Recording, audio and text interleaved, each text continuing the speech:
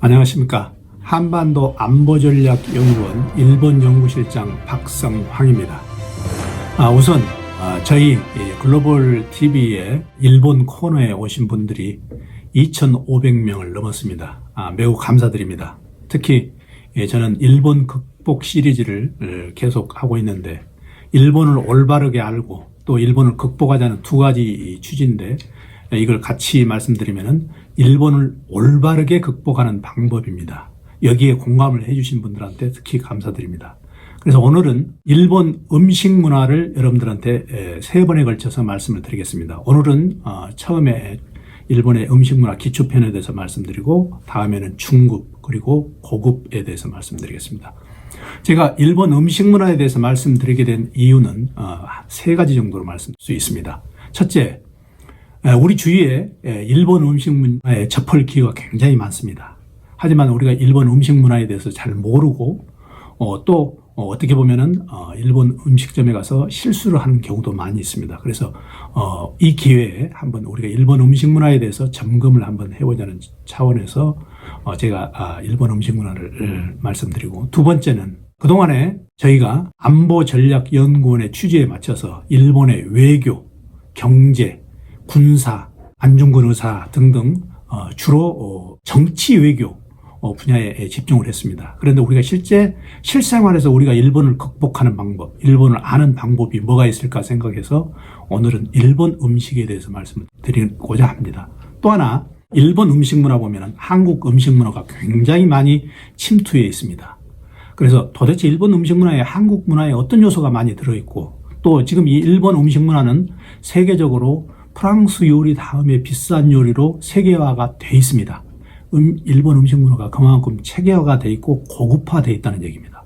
한국 음식 문화도 결코 뒤떨어지지 않지만 아직 일본 음식 문화에는 세계적으로 알려지지 않았습니다. 한식의 세계화 차원에서 일본 음식 문화의 사례를 한번 보고 일본 요리의 특징, 그리고 한국 음식 문화와 일본 음식 문화의 차이에 대해서 한번 알아보는 기회도 되고자 지금 제가 일본 음식 문화를 선정한 겁니다. 그래서 여러분들이 한국 음식 문화는 저보다 훨씬 더 잘 알기 때문에 여러분들이 그 부분은 한국 음식 문화의 세계화는 여러분들이 조금 더 신경을 써주시면 되겠습니다. 자, 그러면은 우선 오늘은 첫날로서 일본의 자연환경이 일본의 음식 문화에 어떻게 영향을 미치는가, 그리고 두 번째는 한국 음식과 일본 음식 문화를 비교해보는 거고, 그리고 일본 요리의 특징을 알아보는 걸로 기초편을 마칠까 합니다. 우선 첫째, 일본의 음식 문화는 일본의 문화 중의 일부죠.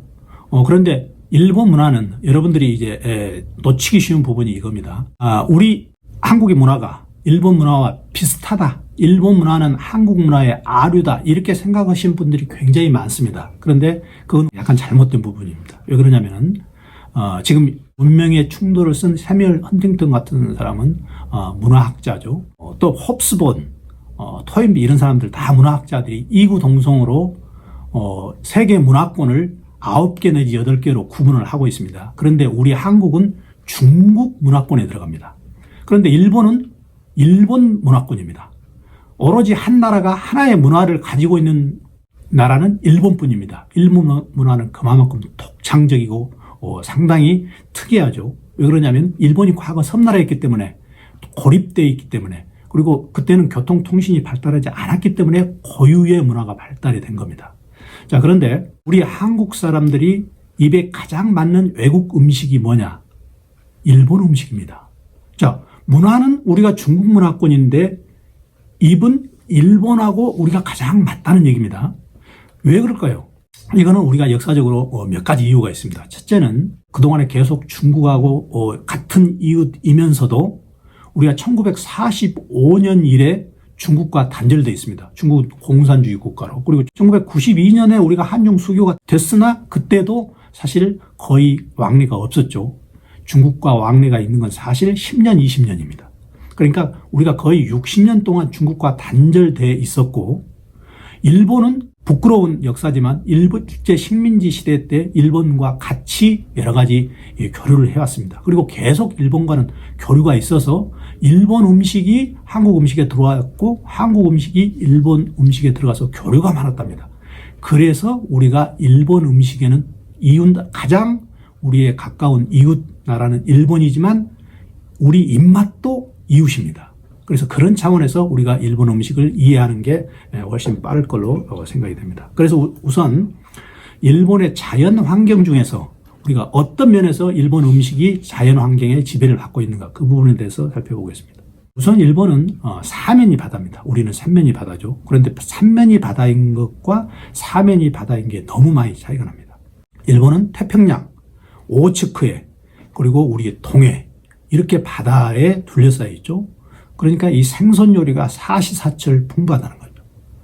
자, 또 요리의 특징, 일본 요리는 신선하다, 그리고 섬세하다, 그리고 눈요기가 된다. 이런 걸 우리가 일본 요리를 보면 누구나 다 느낄 수가 있는 겁니다. 자연 환경에서 일본은 해양 국가입니다.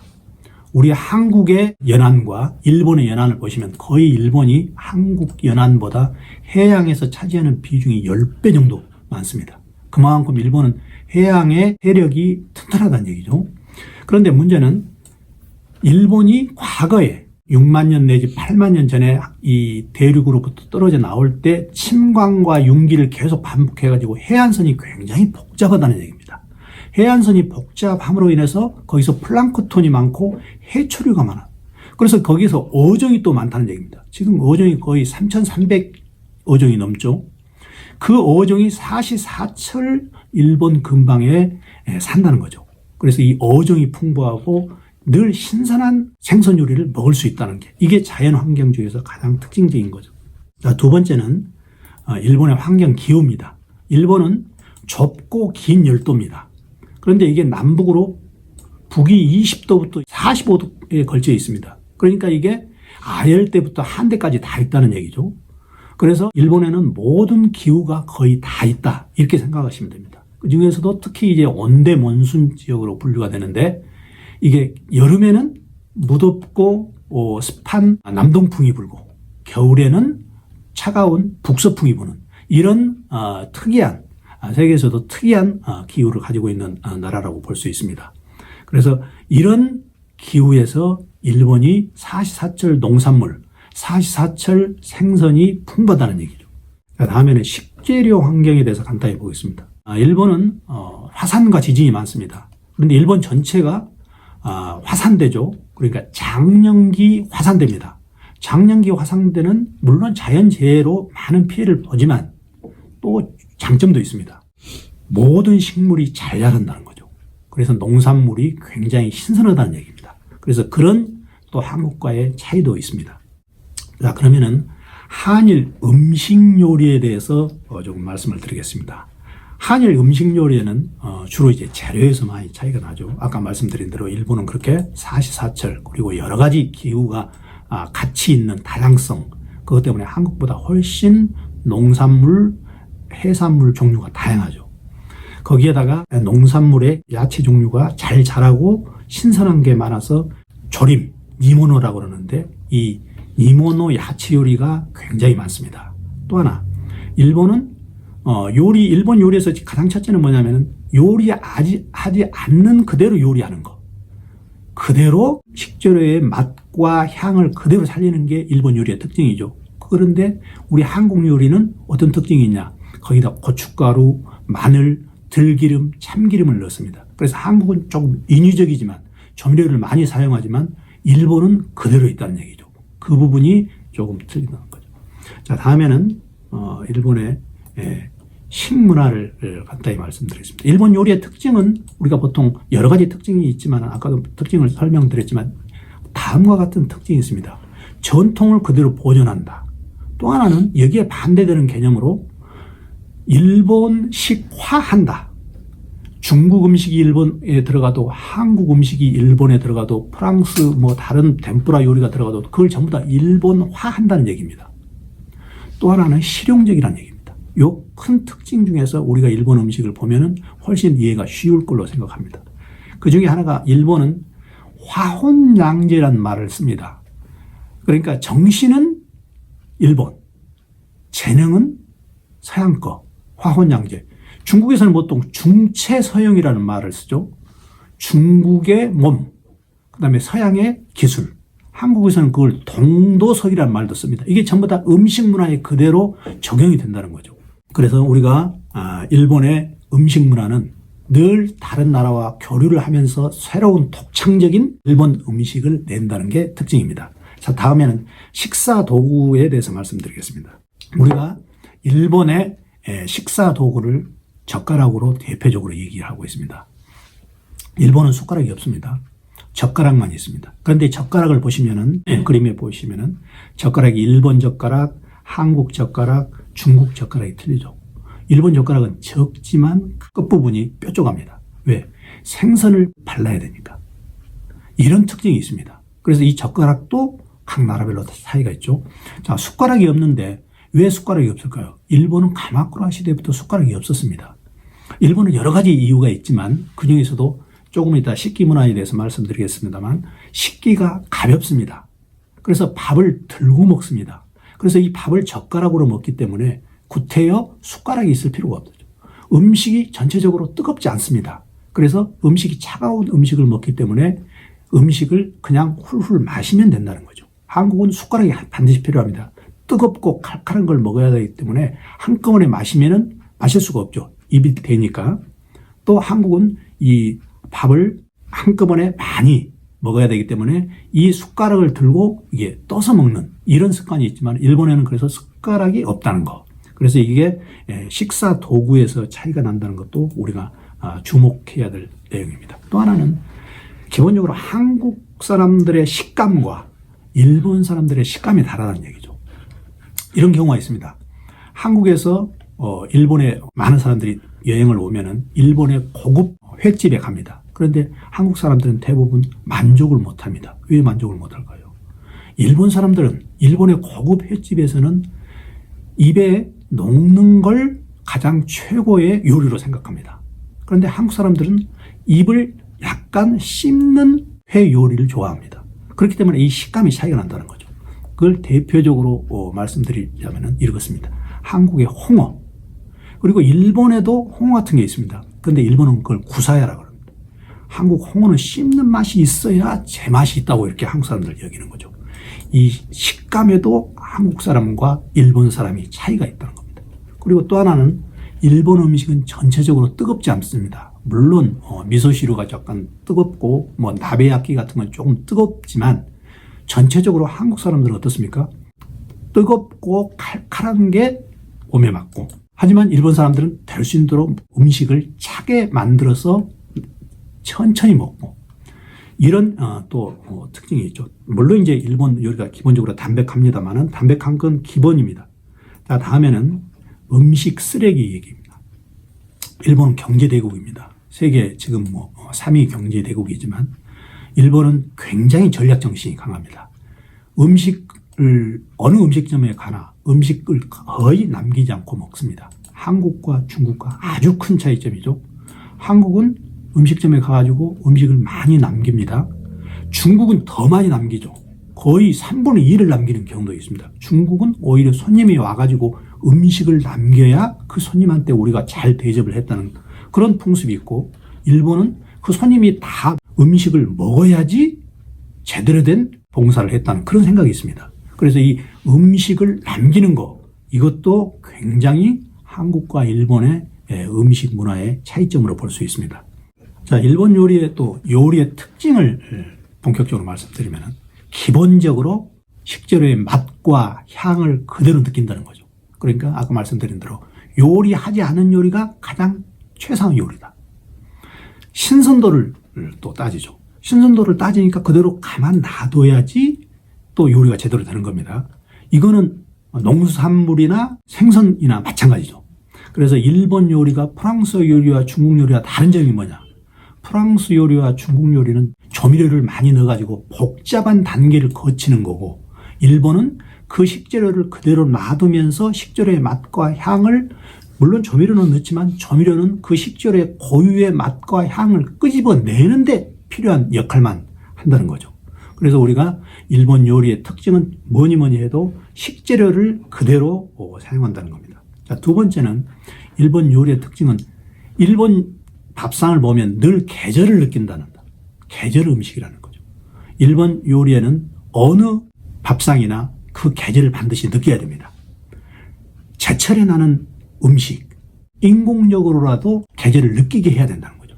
그러니까 일본 요리는 굉장히 사계절이 뚜렷하다는 얘기입니다. 사계절에 맞게 농산물, 해산물이 다 나와야 된다.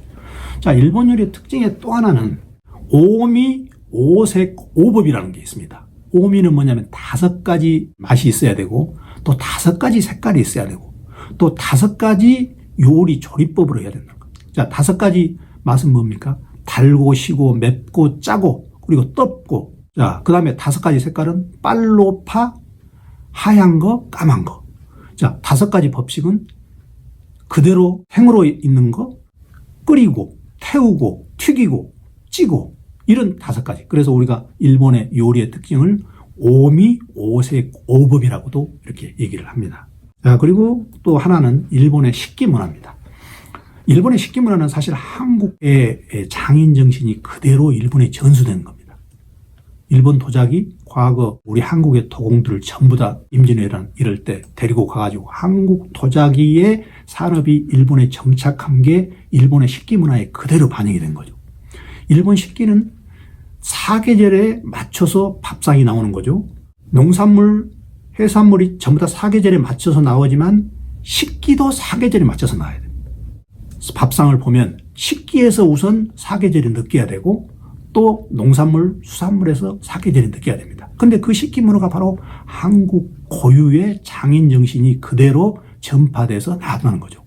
일본에서 유명한 아리따 야끼가 있습니다. 아리따 야끼는 한국의 이삼평이라는 도공이 일본에 가가지고 한국과 비슷한 흙을 찾다가 사가현에 가서 아리따라는 지역에 가서 그걸 찾아가지고 거기서 도공을 해서 그 아리따 야끼가 서양에 계속 수출된 거죠. 또 하나 있습니다. 일본의 유명한 차문화의 대가인 센노 리큐라는 사람이 있습니다. 도요토미 히데요시와 같이 차문화를 엄청나게 연구했는데 나중에 결국 도요토미 히데요시가 질투를 받아가지고 센노 리큐가 죽었죠. 그런데 센노 리큐가 이 차문화 하면서 차실을 조그만 때 만들었는데 이 차실에 가장 어울리는 도자기가 뭐냐? 고려 도자기라는 겁니다. 그래서 이 한국의 식기 문화는 일본의 전수대에서 일본의 음식 문화의 굉장히 중요한 부분의 하나라는 걸 우리가 꼭 잊어버리면 안 되는 거죠. 그러면 일본 음식을 어떻게 즐길까? 일본 음식을 즐길 때는 우리 이제 보통 얘기로는 우선 눈으로 즐겨라. 그 다음에 코로 즐겨라. 그리고 입으로 즐기라는 얘기가 있습니다. 눈으로 즐기라는 건 사계절을 즐기라는 거죠. 여러 가지 색깔을 보면서 아름답게. 그 다음에 코로 즐기라는 것은 일본의 생선 부위 같은 건 향이 나잖아요. 또 그 다음에 이 찌개모노라고 김치 같은 거 있습니다. 채소 절임이 있습니다. 찌개모노라는 게 일본의 김치에 대신하는 건데 이 찌개모노는 술지개미, 그 다음에 된장, 그리고 소금 이걸 넣어가지고 여러 가지 채소를 하는 겁니다. 여기에는 발효향이 있습니다. 발효향 그리고 생선의 구이향 이 향을 코로 느끼라는 거죠. 마지막으로 그 음식을 먹으면서도 느끼는 거. 그래서 일본 음식을 즐기는 걸 우리가 간단히 얘기하면 눈, 코, 입으로 즐기는 법으로 얘기를 할 수 있습니다. 자, 마지막으로 우리가 한국인이 일본 음식을 먹으면서 주의해야 될 게 있습니다. 일본 음식에는 일본의 주방장, 일본의 요리사들이 얘기한 대로 드셔야 됩니다. 예를 들어서 여러분들이 사시미 회를 썬 대로 한 점씩 먹어야지 그걸 양이 안 찬다고 복사시미 집에 가면 특히 그러잖아요. 복사시미는 아주 얇습니다. 그래서 한국 사람들은 이게 양이 안 차서 2개, 3개, 4개를 한꺼번에 이렇게 드시는 거 있는데 이러면 안 된다는 얘기입니다. 요리사에 써는 대로 그대로 드셔야 되고 두 번째는 젓가락 사용할 때 굉장히 주의하셔야 됩니다. 젓가락을 사용할 때 일본 사람들은 젓가락을 찌르거나 또 젓가락으로 어떤 물건을 더듬거나 이러시면 안 됩니다. 또 하나는 모든 건 자기 먹을 만큼만 자기 접시에 떠와서 자기 식사라로 떠와서 거기서 이제 먹는 거죠. 그래서 이 한국인의 주의사항 이것도 눈여겨볼 만합니다. 식사 예절이 있습니다. 일본 사람들은 기본적으로 식사할 때 이 식사 자리를 신인공식이라는 말이 있습니다. 그게 무슨 얘기냐? 모든 음식은 신에다 바치는데 신에다 바치고 나서 사람이 먹는다. 그렇기 때문에 식사는 굉장히 신성시한다. 이 불교와 유교의 사상이 같이 다 영향을 받은 겁니다. 형식을 굉장히 존중을 하죠. 물론 이제 메이지 시대 이후에는 서양 예법이 들어와 가지고 식사를 하면서 같이 우리가 대화를 하는 그런 풍조로 바뀌었지만, 그 전에는 식사 시간에는 반드시 신에게 바치는 이런 재물을 우리가 인간이 먹는다는 그런 인식으로 먹었기 때문에 굉장히 엄격했다는 거죠. 이 시간에는 주로 이제 한국 음식과 일본 음식의 차이, 특히 이제 젓가락 사용법 이런 걸 많이 얘기를 했습니다. 또 일본의 자연 환경. 그래서 이걸 기초로 해서 다음 시간에는 일본 음식의 주요 일본 음식과 일본 요리의 역사에 대해서 조금 이렇게 말씀을 드리고, 또 그 다음에는 마지막으로는 일본 요리의 최고봉인, 정말 일본 요리집에 가서 이 음식이 어떤 종류의 음식인가를 판가름 한 쪽도까지로 확대해 가지고 말씀을 드리겠습니다. 고맙습니다.